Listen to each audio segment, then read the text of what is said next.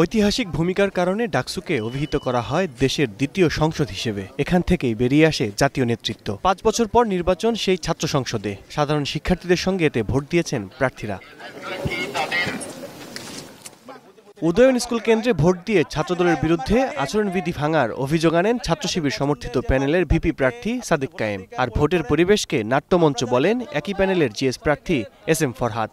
সকাল থেকে এক নাটক মঞ্চ দেখছি, বিএনপিপন্থী শিক্ষক এবং কর্মকর্তা যারা আছেন তাদের কাছ থেকে চমৎকার নাটক মঞ্চ লক্ষ্য করছি। এটা খুবই দুঃখজনক এবং বিশ্ববিদ্যালয় প্রশাসন এই জায়গায় মূল ভূমিকা রাখছে। একটা ছাত্র সংগঠন তারা ডেস্ক বসিয়েছে এবং তারা 100 মিটারের ভিতরে প্রার্থীদের কাছে গিয়ে স্লিপ দিচ্ছে।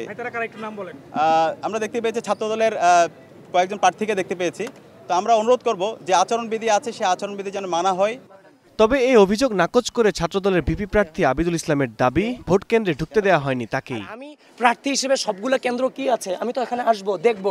এখন স্টুডেন্টরা এখানে আছে, হ্যাঁ আসসালামু আলাইকুম এটুকু তো বলা এরকম বিনিময় স্বাভাবিক ব্যাপার, এরকম অস্বাভাবিক বিষয় না। আমি ভিপি হিসেবে আমার সবগুলা কেন্দ্রে ভোট প্রপারলি চলছে কিনা সেটা দেখার দায়িত্ব আমার না, এবং কেন্দ্রগুলোতে তো আমার অ্যাক্সেস পাওয়ার কথা ছিল, তাই না? আপনারা তো গত নির্বাচন করেছেন, কেন্দ্রগুলোতে অ্যাক্সেস।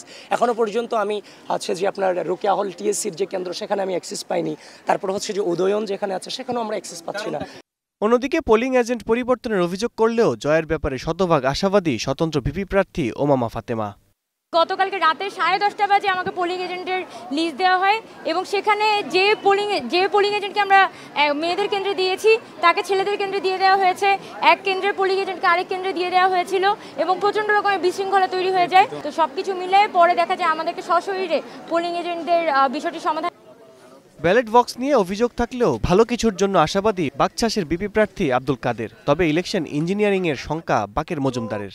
এই যে আশঙ্কার কথা, এই কথা কিন্তু আমরা দীর্ঘদিন ধরে বলে আসছিলাম। বিশ্ববিদ্যালয় প্রশাসনকে আমরা শুনতে পাচ্ছি ইন্টারনালি ইলেকশন ইঞ্জিনিয়ারিং হওয়ার মতো একটা পরিস্থিতি তৈরি হচ্ছে এবং সেটা একটা নির্দিষ্ট পাওয়ার পলিটিক্সের যারা পার্টি আছেন তাদের পক্ষ থেকে।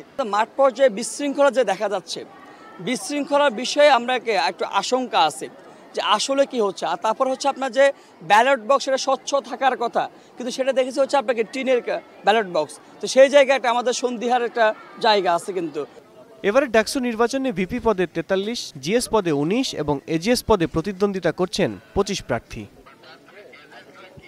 আল কাসির, স্টার নিউজ, ঢাকা।